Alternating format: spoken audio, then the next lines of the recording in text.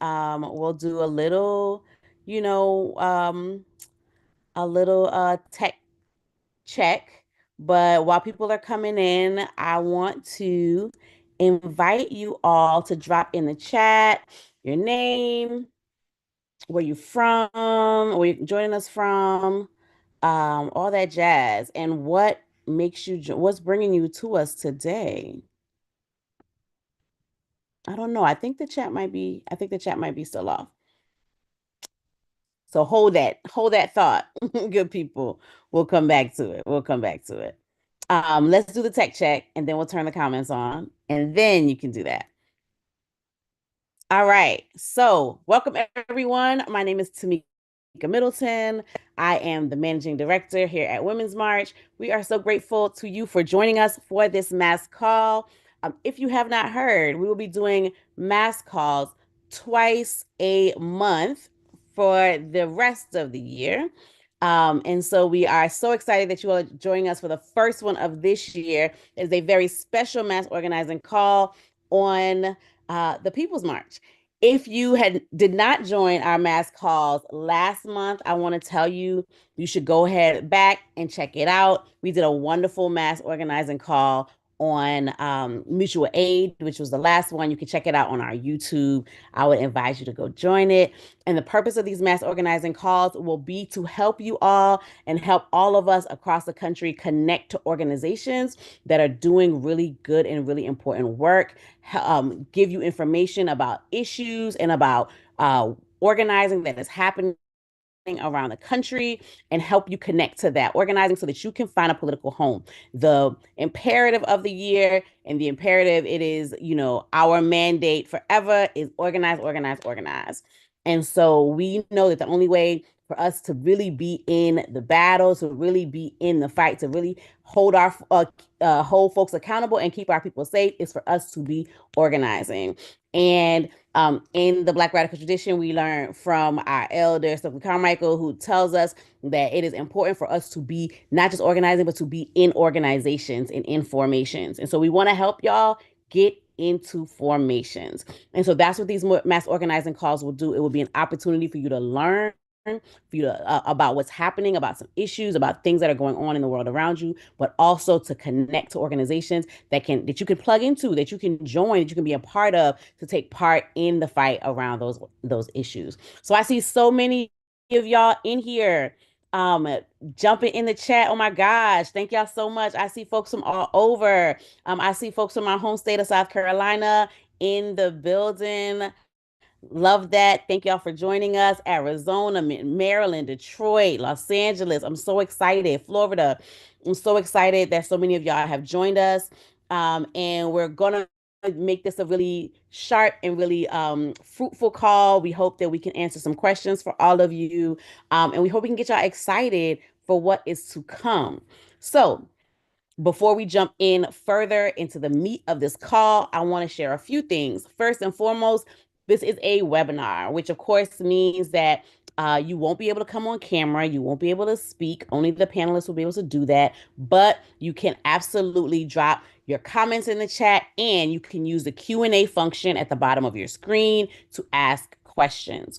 If you want to drop in the chat, make sure that the little box or two in your chat box says everyone and not just host and panelists so that everyone can see it. I also want to actually just really encourage you, if you have a question, to drop that question in the Q&A. The chat, as you can already see, moves very, very, very quickly. And we want to make sure your questions get answered. And if you don't put it in the Q&A, it will get lost and we won't be able to answer it. So we're going to do our very, very best to answer as many questions as we can today. You can turn on captions on this call. If you go to the bottom of your screen, click on the little circle with the three dots that says more, there is an option to turn on captions. And so if you need captions, I encourage you to turn those on. I am going to try to catch myself. I have a tendency to talk really, really fast. So I will try to catch myself and slow down to make sure that, we are making this as accessible as possible. If there are things that you miss, it is okay. It will be all right. Because guess what? We are also streaming live to YouTube, and this will live on our YouTube page. So we encourage you, if you miss things, if you want to go back and get the information, you can find it on our YouTube. And then you can also send the link to your homies. Because we like to say, tell a friend and tell a friend so that we can all be information in 2025. Um, if you are being trollish or if you spam the same things over and over, we love y'all. We want y'all to be in the room. We want y'all to be in the building with us, but we will remove folks from the chat if you are being spamish or if you are trolling or if you are being disrespectful, if you are being intentionally malicious. We will remove folks so that we can hold the container and make sure that all folks feel welcome in this space. All right. This is also an organizing call. It is not a press call, so everything is off the record. And again, it is being recorded and also live streamed to our YouTube channel. Okay, whole bunch of information there. That's our level setting. That's our ground setting, right? But we're gonna have a great, great call for you. And again, Happy New Year. Welcome back. Shout out to those folks who've been joining us who joined us in December for our mass calls and also for our trainings that we had. We had Women's Protection Team training in December, trainings in December. We had Women's Self-Defense training in December. And so we're going to continue to bring all these trainings and all these organizing calls to you throughout the year. I want you to keep joining us. Thank y'all so much for rocking with us and staying down with the team. We have a dope set of speakers that are joining us today, but I also want to introduce our behind the scenes team.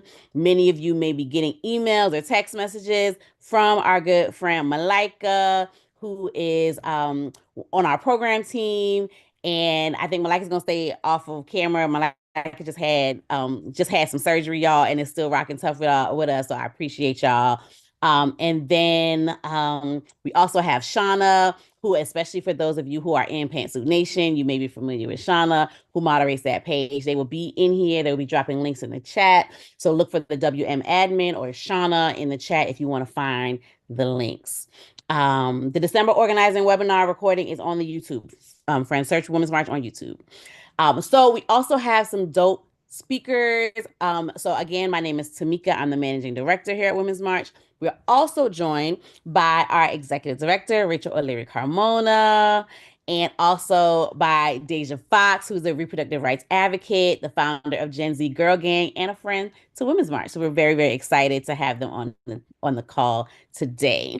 So our guests are going to be talking to us about the upcoming People's March on January 18th, why we are choosing a march right now, the significance of this march. We know there's so many questions that folks have about logistics and all that jazz. And so we're going to have plenty space and time to answer your questions. So make sure that you drop them. If questions come to you, just drop them in the Q&A. We're going to do our very best to answer as many questions as possible. And then again, we are trying to build the biggest we possible, right? That's our mandate. That is our task in this year. Our task is to build the biggest we possible so that we can fight back against what we are facing, against the threats that our communities are facing. In order to do that, folks need to feel comfortable and confident they can be in this space. So what we are trying to cultivate in the chat is that exact thing, right? So our invitation to you is to be in the spirit of welcoming and of openness, of loving, gentle correctness, of loving kindness, all that jazz. In the words of Dr. Martin Luther King, building a beloved community. And so we want to bring that energy, and we want you all to be an invitation to more folks to be in this movement. And if we cannot live into that, as I named earlier, we will have to remove folks. But we appreciate y'all coming and joining us. So I'm going to keep us moving. What is the People's March? I already seen the questions in the chat. Did the Women's March merge with the People's March? What's happening? And so the People's March is a coalition effort of hundreds of organizations across the country that is committed to the protection of women, immigrants, trans people, people of color, all marginalized communities. And Women's March is playing a specific role in helping to coordinate the People's March and is part of the coalition. But this mobilization is called the People's March, right? And we are hoping, we are planning for over 100,000 people to join us across the country on January 18th, 2 days before the inauguration for the People's March.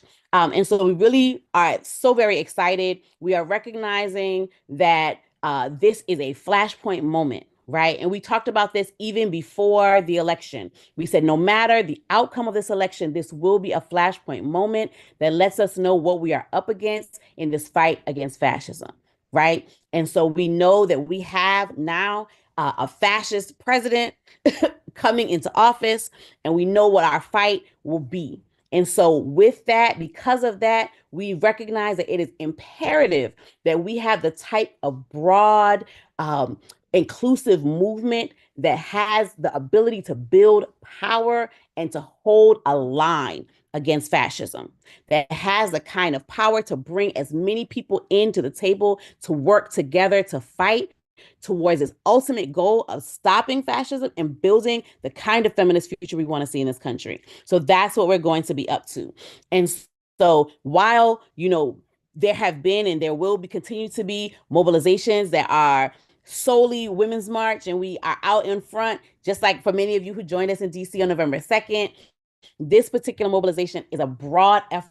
It is our attempt to bring as many issues to the table, as many kinds of people to the table as possible, so that we can have the kind of impact, the kind of broad-based impact that grows our movement and that builds our power. So with that, I'm going to be quiet. I'm going to pass it to my colleague, my sister in memedom, Rachel O'Leary Carmona, our executive director. Hi, everyone.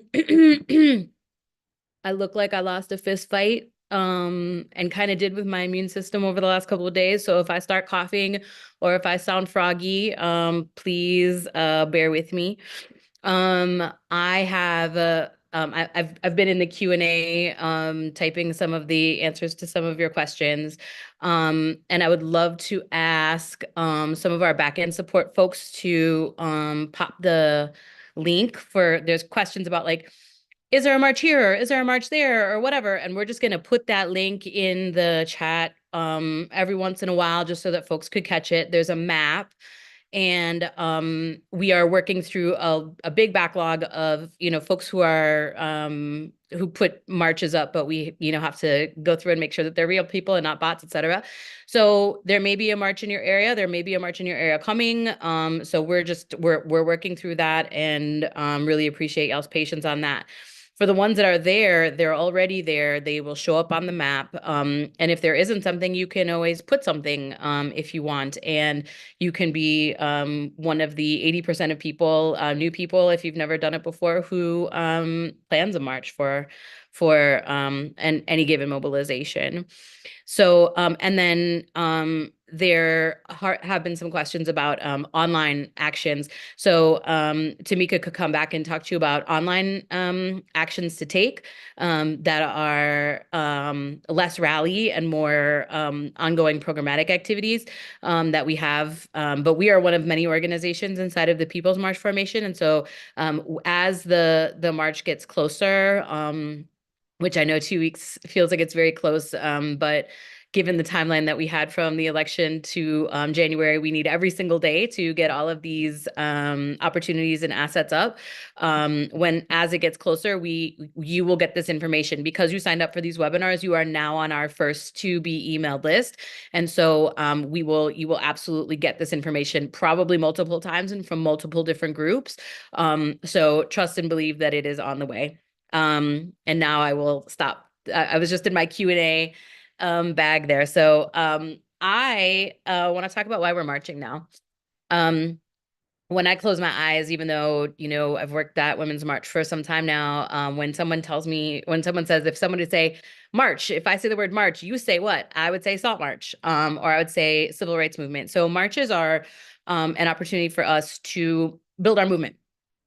We are not, how marches work is that it brings more people to the movement. It's an on-ramp into movement. A lot of people don't march multiple times. A lot of people, they march for a first time and then they find a political home or they do other things. Some people march multiple times, but a lot of times this is a way that folks begin to get involved. And so as we know, a lot of people, were found their entrance into movement at the last march, and we are wanting this to be another opportunity for folks to find their way to a political home. And so marches don't really work like we walk past, one of our opposition's office and someone says, wow, I never thought about it the way that Princess Leia poster really just put it, and so I'm going to change my mind. No, we don't think that the specific signs that we hold or walking past the offices, our targets are not there. Our targets are actually us right now. Our targets are making sure that we, on our side, feel support from each other, have community, have ways to get involved and to build power with each other, and in fact are really fighting against our own hopelessness and our own sense that there's nothing that we can do, and in fact that there is a lot that we can do, and specifically where we're going to be at on the 18th, which is in the streets. We lost the presidency, and we don't have Congress. The judiciary is compromised, but we still have people power, and that's actually the best power to have. So as long as we are together and we're working and building in solidarity, then we are on the right road. I had a lot of, downtime as we do. The holidays fell kind of funny this year, and had us kind of in the middle of a week. And I started thinking like, oh my God, what is the right thing to do? Like, is it, am I doing this thing right, or am I doing that thing right? And I kind of went down like a rabbit hole of my own black hole, of self-doubt and thinking. And I think that those kinds of things are going to be pretty common over the next 4 years. It's going to be a long 4 years. And it's a long 4 years inside of unprecedented circumstances. We don't know what the right thing to do is. And sometimes it's going to be wrong. Sometimes we're going to do the wrong thing. And so what we have to do, I think, is to get really tolerant and really have a lot of grace for our own thoughts of like, I don't really know what I'm doing here. I'm doing my best and I'm kind of fumbling around with it. Or I've never done a march and I never thought I would, plan one, or I never thought I would find myself in this position. Very few of us ever thought we would find ourselves, in the positions that we're in, and we're in them nonetheless. So I would say that we march so that we can be with each other, so that we can begin to develop the kind of certainty and the kind of community that we need to be able to hold ourselves both through these times that feel very challenging, but through our own sense of self-doubt, our own sense of hopelessness, and our own times that we, win a little bit right now and we might lose a little bit right now. And so we have to I'm coming to you from Amarillo, Texas. And I'll tell you, in Texas, we lose more than we win, against our ideological opposition. Um, and so building up a tolerance for figuring out how to learn from losses and how to push forward onto gains and protect them, I think is something that we're going to have to learn inside of the conditions that we're in right now. So, I don't know. They were probably hoping for like a little bit more of a you rah rah, than I have right now. But the fact is that a lot of us are sitting in a space where we're like, I don't know what to do.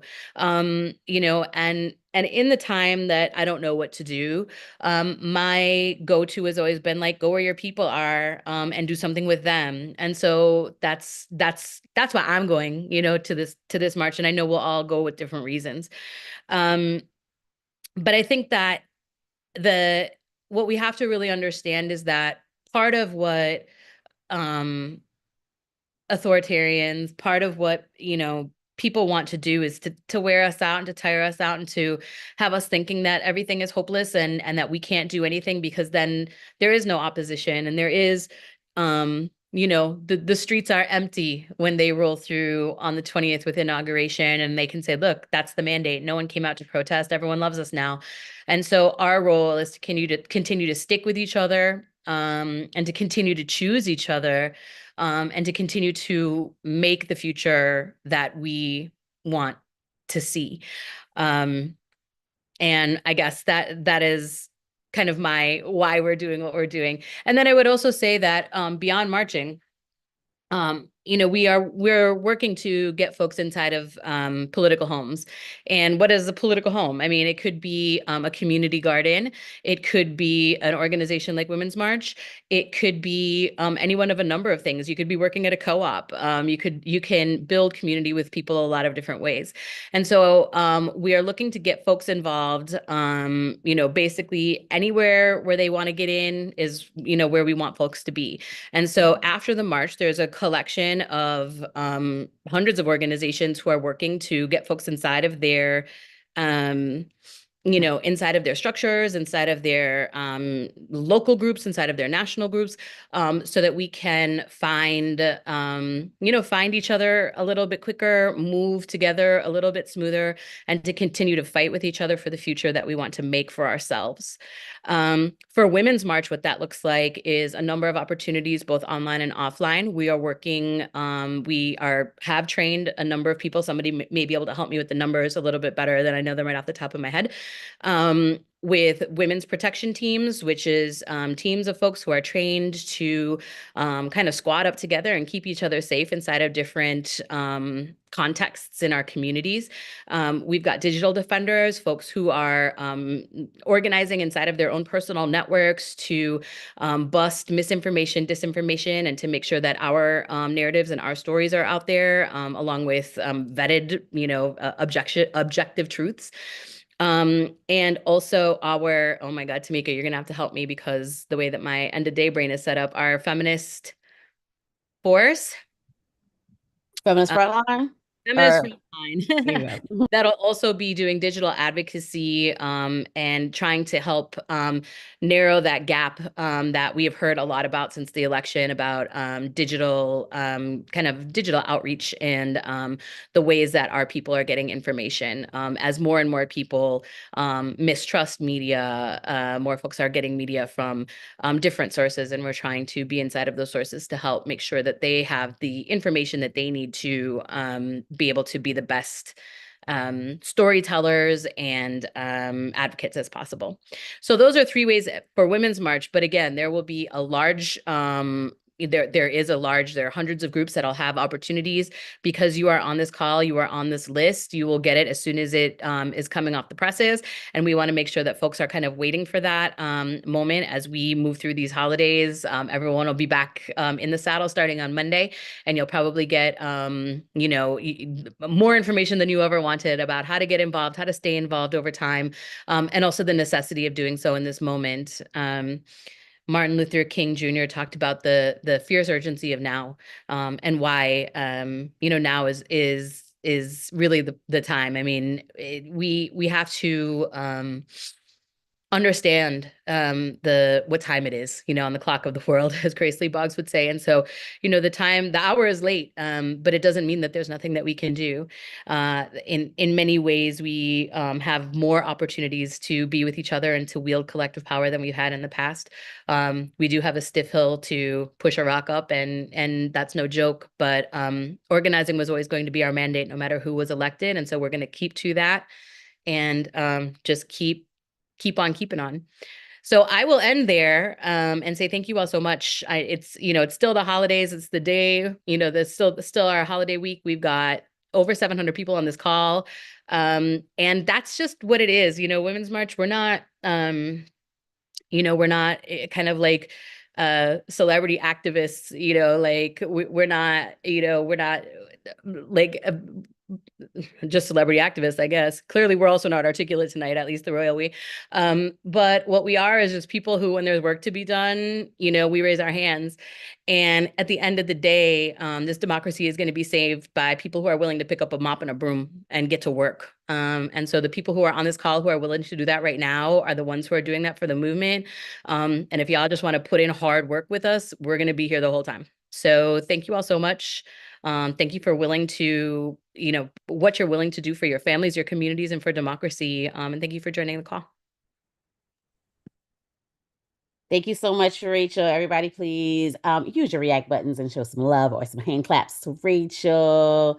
And I know that she tried to hit a lot of these questions. We're gonna come back. There's gonna be a lot more answers to a lot of these questions. There's a lot of similarities, so we're gonna try to hit them real good. But before we get to that, I want to pass it to Deja. Deja has shown us love and supported. And if folks remember this January 2024, rather than being in DC, Women's March was in Phoenix, showing love to the organizations there who are organizing around a ballot initiative. And Deja is a Phoenix native and was really showing love for us there. So I want to pass it to Deja. Talk to the folks about why you are marching. Hey y'all, my name is Deja Fox. I'm calling in from Tucson, Arizona. Which if you know Arizona, there's actually maybe a little bit of beef between Phoenix and Tucson. So I'm a born and bred Tucsonan, to clear up any misinfo. No, I'm kidding, all in good fun. But my name is Deja Fox. I'm a digital strategist, a content creator, and so excited to be with you all here tonight. My friends, it has been a bumpy ride. I know that. You know that too. And I want to really take a moment to recenter us and then give you some words to take forward, to take to your dinner tables, to take to your friends, to take to social media, to take to the streets when you march. So that being said, I'm going to share a little bit about myself and what brought me to this work. And I hope that as I do it, you take a moment to reflect on what brings you to this work. I got my start organizing in 2015. Which was before the first Trump administration. I was 15 years old and I moved out of my house at a really young age, my sophomore year of high school. I ended up moving in with a boyfriend and his family because of issues of substance abuse in my house. And it was in that experience that I sat in a sex ed class here in Arizona, taught by the baseball coach, that didn't even mention consent. And I realized that it was built to disadvantage young people like me. And so I took up the fight, one that was local, one that was personal. I started showing up to school board meetings and telling my story, asking my friends if they would do the same. And after 6 months, we won a legislative victory, rewriting that curriculum. And I never looked back. I started scaling up my work, right? Under that first Trump administration. I'm sure many of you were fighting the good fight out there. And in some ways know what is ahead of us, right? And for me, that fight looked like standing up to my senator, Republican Jeff Flake at the time, who had voted to defund Planned Parenthood, the place that I went when I was a teenager with no money and no insurance and no parents, and left with access to reproductive care that changed the trajectory of my life, right? Was able to access bodily autonomy through the services I received at that Planned Parenthood clinic.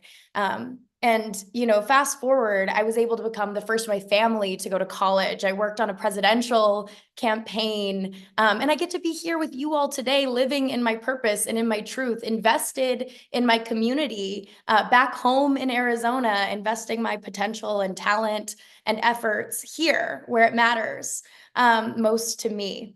And so I share all of that to say, we need to know that this road ahead of us is rough, right? Even if you've been through it before, if you took the first Trump administration head on, we are looking at not only a Trump administration, but a Republican trifecta, and a compromised judiciary. This is just the truth of the matter, right? And so let there be no mistakes.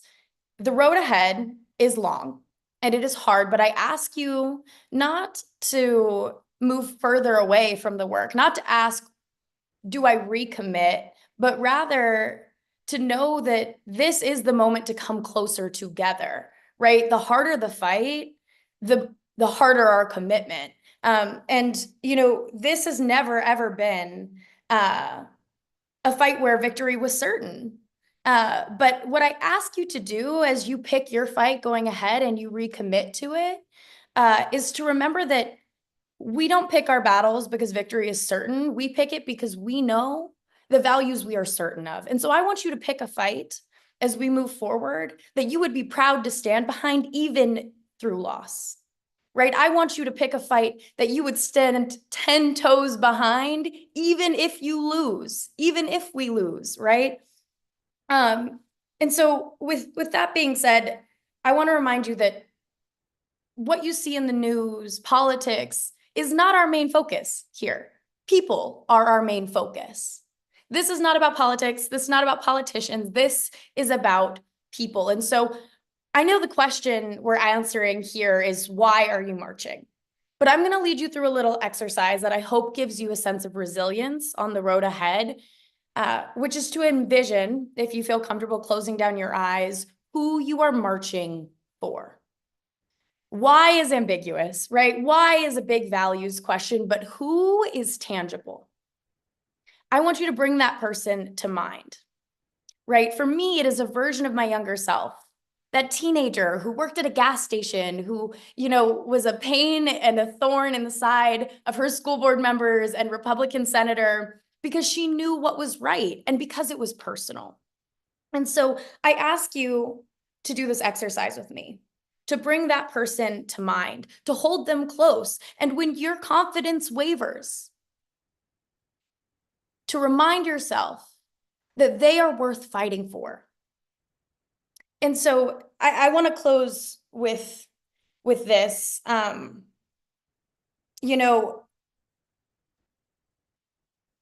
This is going to be a long road. But we have seen this before. And we have seen it together. And so there really is only one way forward.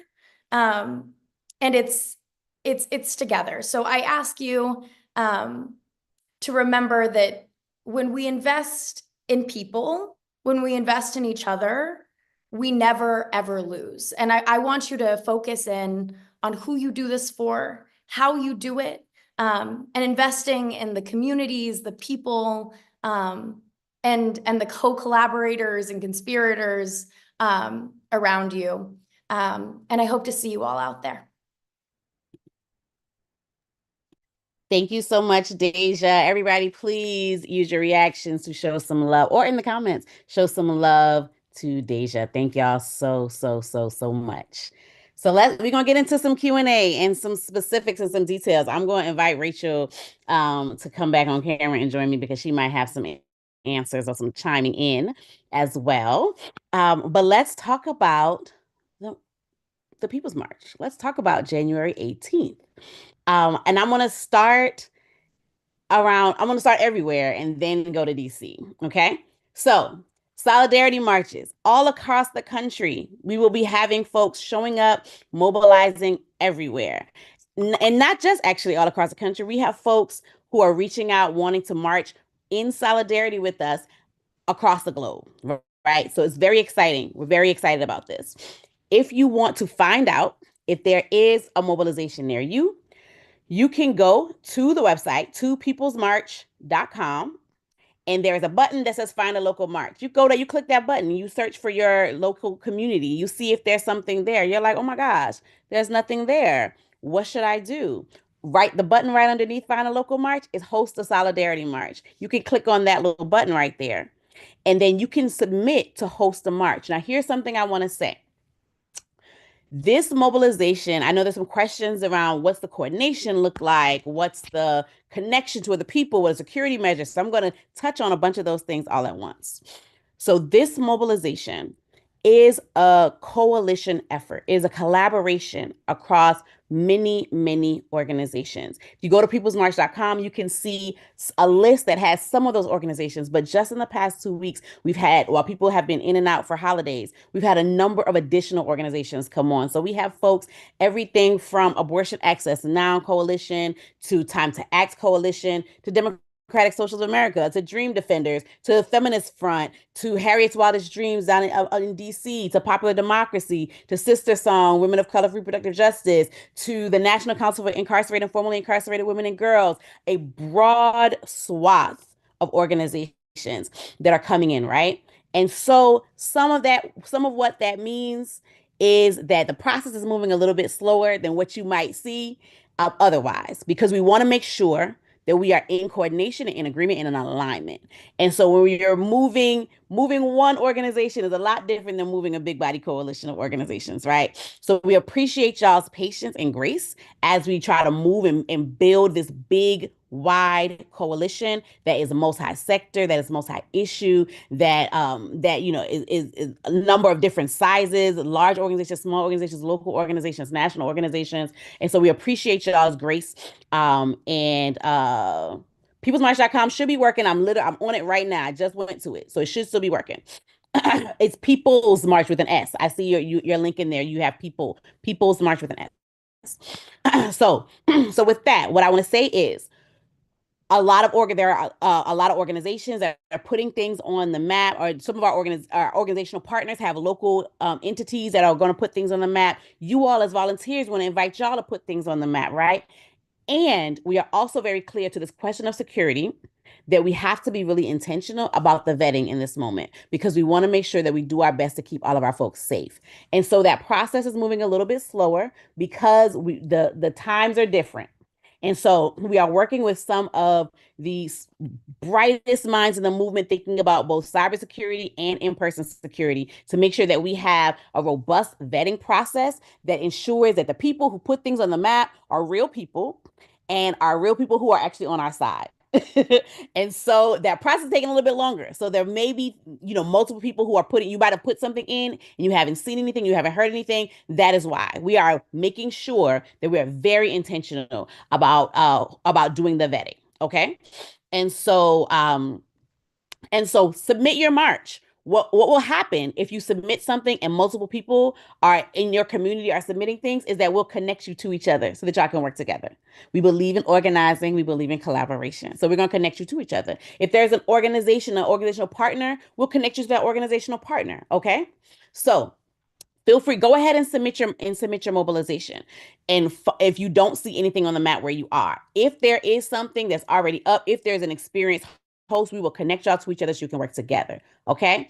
And when you submit, I see some people like, I've never done this before. I don't know how to pull permits. When you get when you are approved for an action in your local community, you'll be invited to a training. You will also get a toolkit that will give you a whole bunch of advice on how to do permitting, how to do press release. You'll get a sample press release. There'll be sample flyers, all kinds of sample graphics, everything for you to make that process for you much easier. So you'll get that, and you'll also get invited to a training where you can meet other folks from around the country who have done this, who are doing it for the first time. You can talk to each other and get advice and get support from our staff, but also from experienced volunteers, right?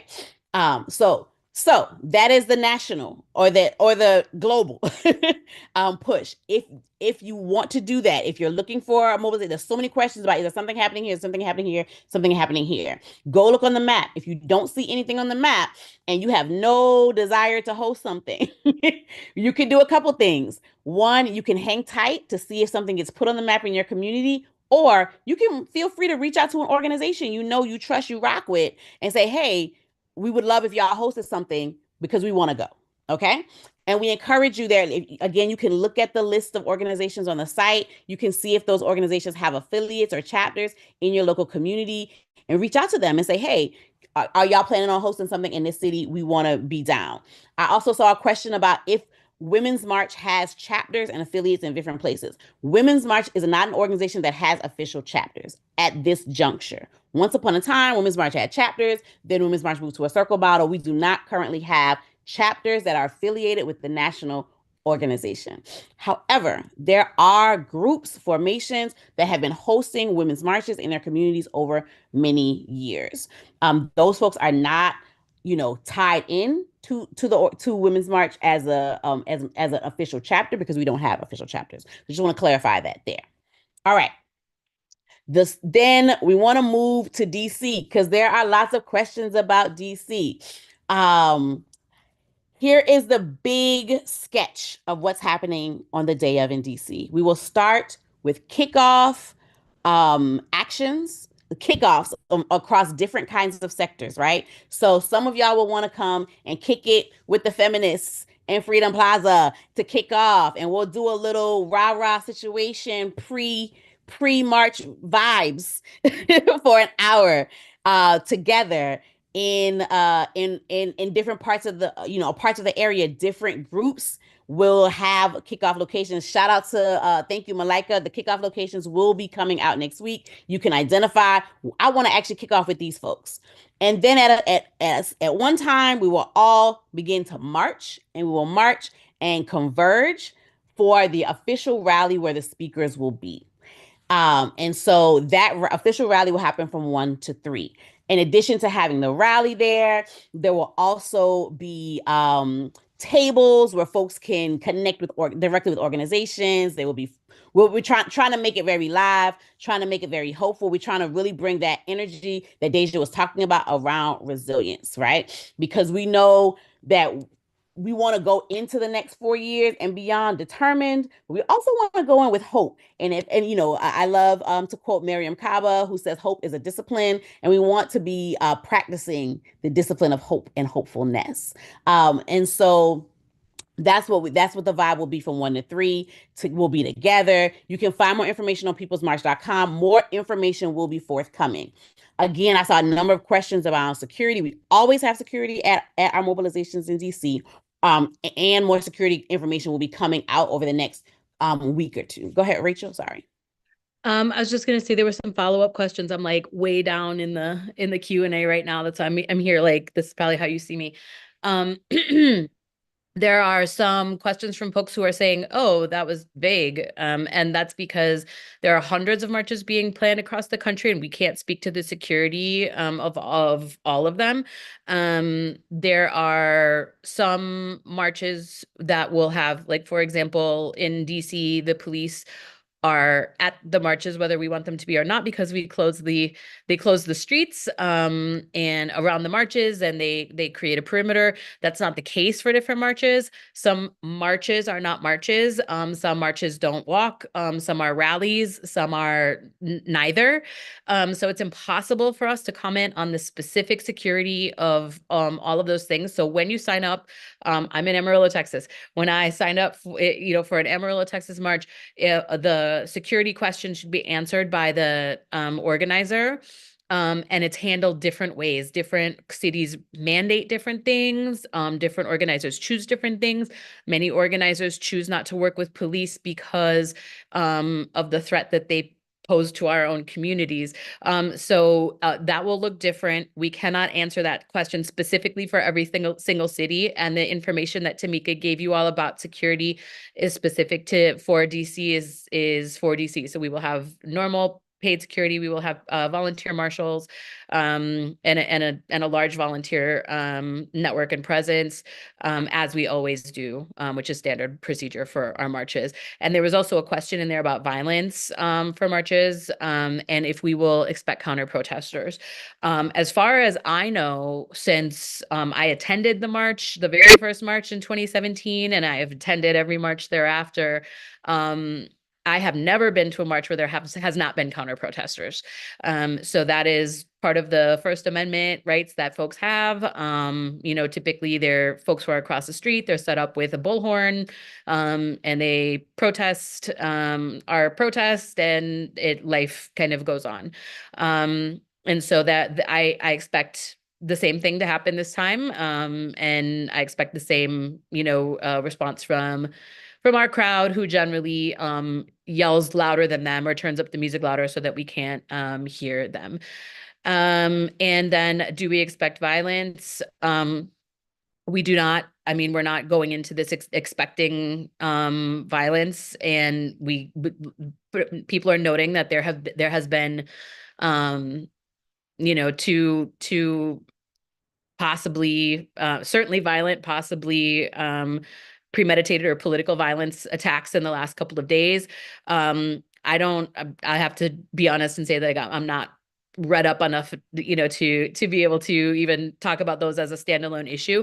But all of that is to say that, we're not anticipating anything. We have not had any indication that is the case. We don't think it is in, the folks, anyone's interest to have that happen over inauguration weekend. And we can't predict the future. And so folks have to make the decisions that you make about safety when you hear about your own when you hear about the security apparatus in terms of the local marches that you may be thinking about attending, and according to your own level of comfort. And so we know that political violence is on the rise in the United States, and at the same time, it is still very rare. So we're holding both of those truths and making sure that we keep us safe, and that we, don't allow ourselves to, be threatened into silence and to not exercise our constitutional rights. So I hope that that answers the questions. There were a lot of those types of questions, and so I tried to knock out at least 10. Hopefully that's helpful.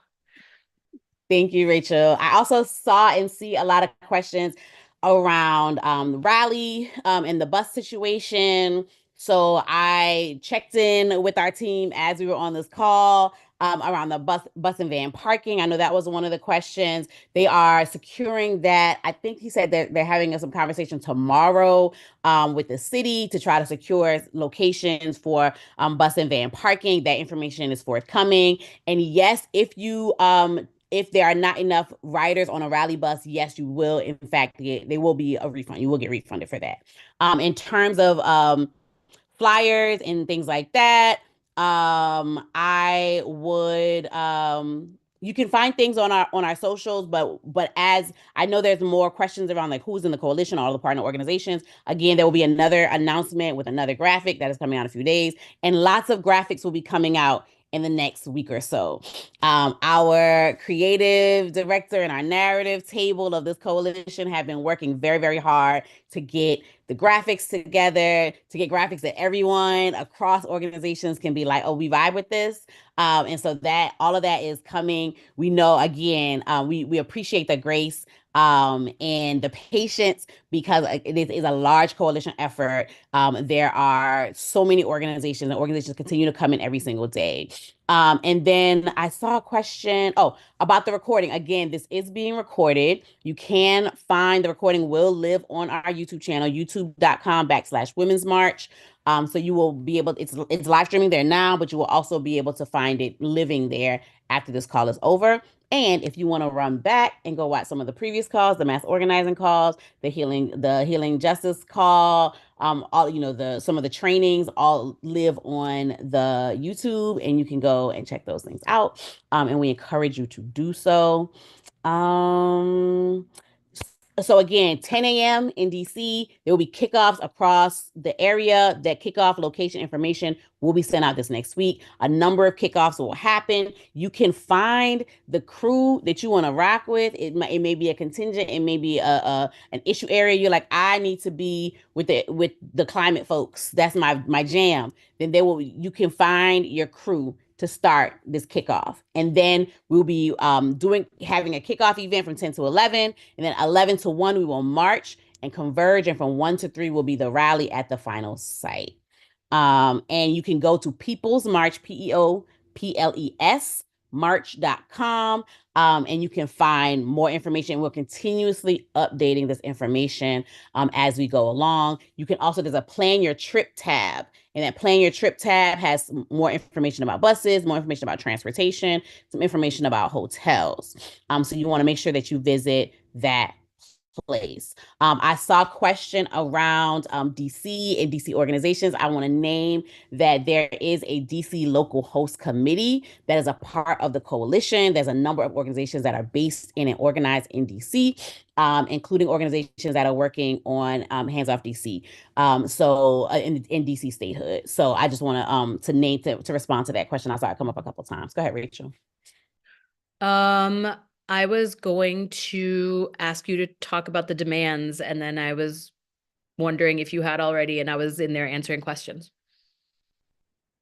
I had not. And so hold on. I should have been better prepared. Let me pull up my document.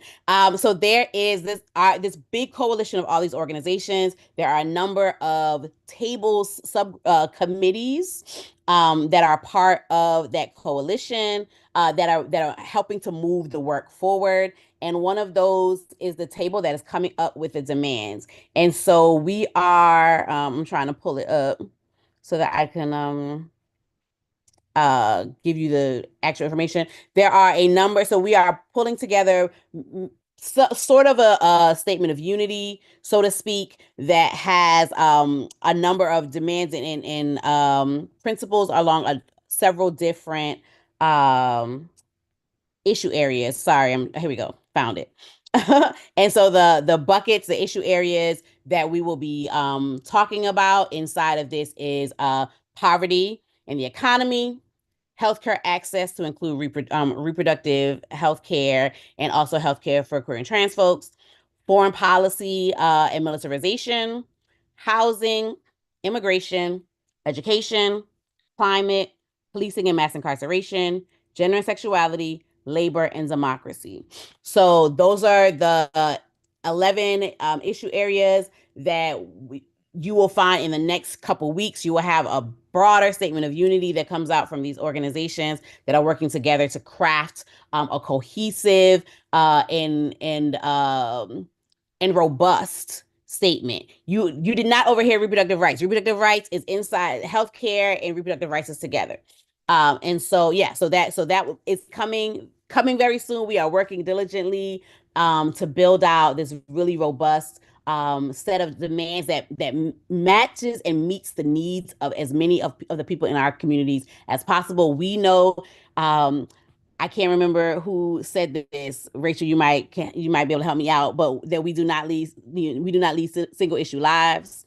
Um, and so we know that we need to, I did not come into this movement as inside of reproductive justice. I came in around prisons and policing and have done work in labor and reproductive rights, etc. And so we know that we have to address the fullness of the needs of our communities. And so that's what we are trying to do. And then I see a lot of people have questions about colors. We don't have it's we are always like wear green in solidarity with the feminists across the globe. But also go ahead, Rachel. I was gonna say, I think that the different, this is a coalition effort with hundreds of organizations coming in, and there's no one, organization that we're lending some tools. You all are here on a women's march call because you're on our list. Other organizations are doing calls like this as well. You might be getting multiple invites. We were just a guest on someone else's call not too long ago. So I think that we will see different organizations calling, like, for example, I guarantee you that the Planned Parenthood folks are going to show up in their PP pink, stunting and showing everybody. So I think that, different organizations will probably call for different colors.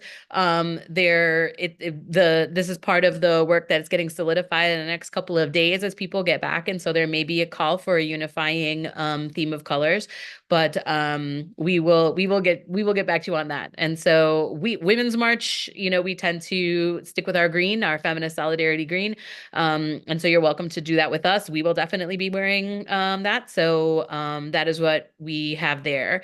And I wanted to, while I'm talking, before I go back on mute and start coughing or whatever feels like is emerging here, is to talk about, I saw a couple of comments. I've been in the Q&A, but I came over to the chat and I saw a couple of comments about size.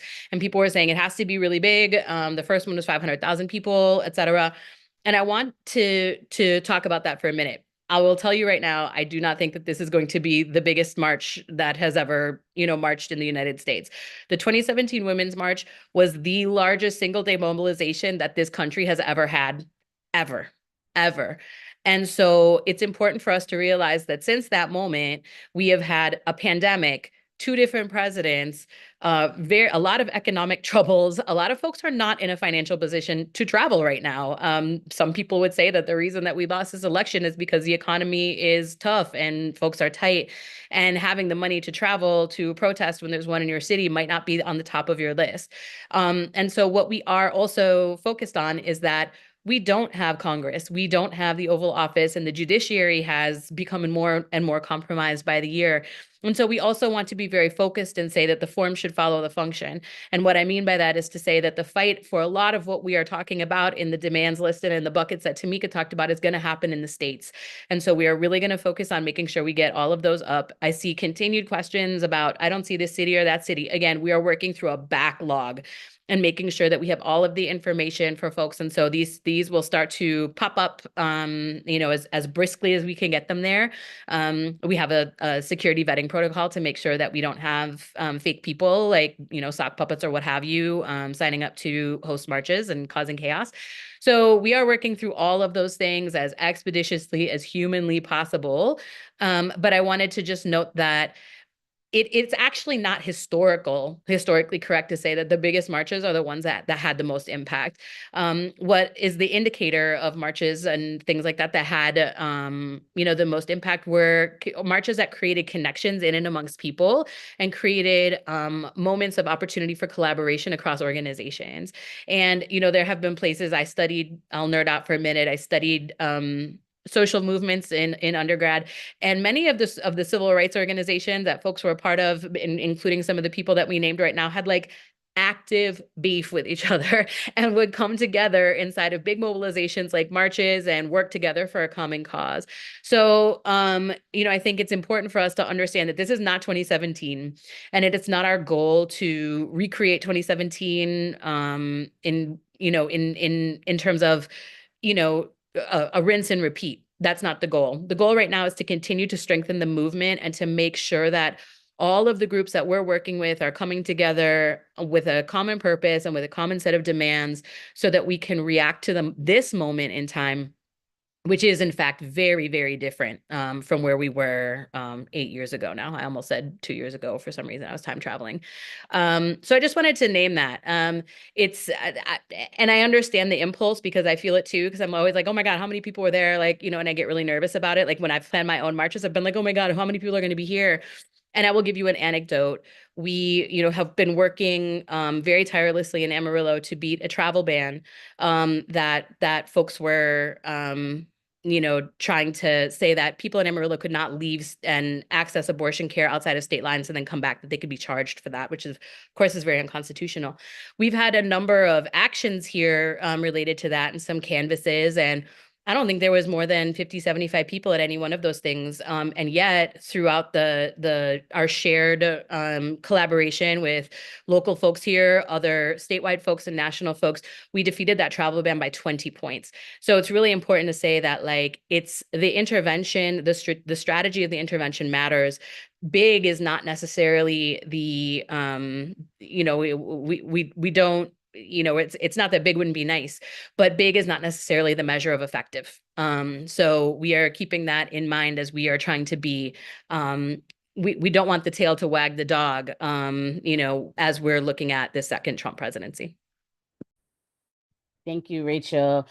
So we're nearing the end. So a few things I want to name to remind you all of: peoplesmarch.com.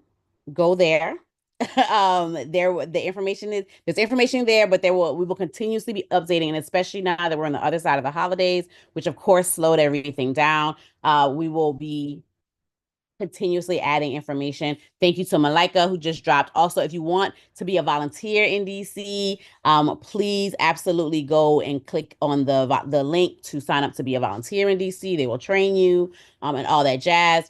If you have questions and need support, because you want to organize a mobilization and action of some sort in your community, the email address to send those questions to is sistermarch@womensmarch.com. And so, can Malika or Shauna, if one of y'all, thank you. So that's in the chat. We will be sharing, if you should send people the website. But also there will be a lot of promo stuff coming out in the next couple weeks. So you'll have lots of materials to share with folks, and it'll be coming from us, then be coming from all the different partners. So definitely share, let people know.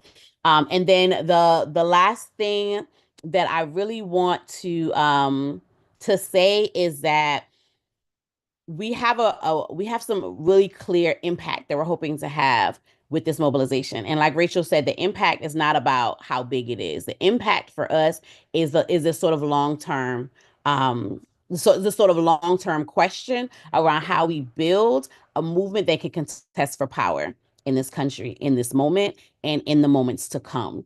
And so for us at Women's March, we talk about this all the time. We talk about our imperative being to build the feminist resistance against fascism. And so for us, what that means is we mobilize as a way to, one, demonstrate resistance, because we do not want them for 1 second to believe that they have a universal mandate on the foolishness that they're trying to pull in this country, right? But also because that is the best way to bring new people into this movement and to build their leadership.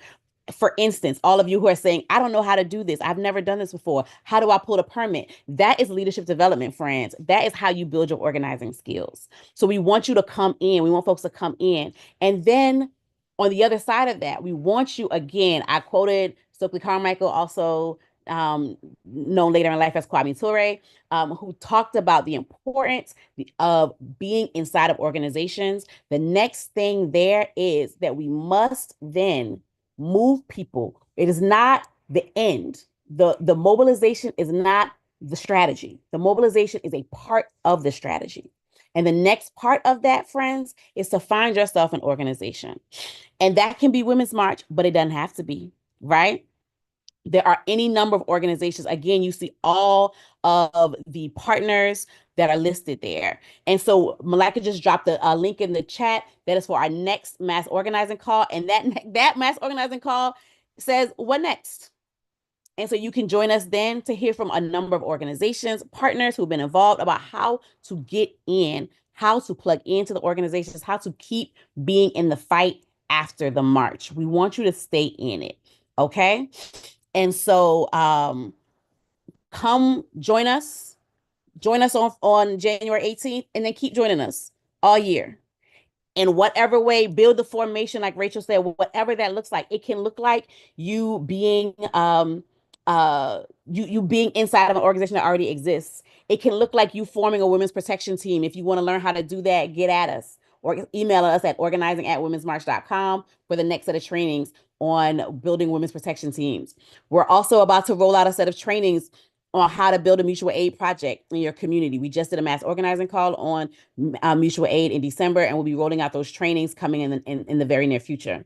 Like Rachel said, we'll continue our digital defenders trainings that are coming. You can be a part of digital organizing communities to combat misinformation and disinformation online. Those trainings will be coming. They'll be coming every single month.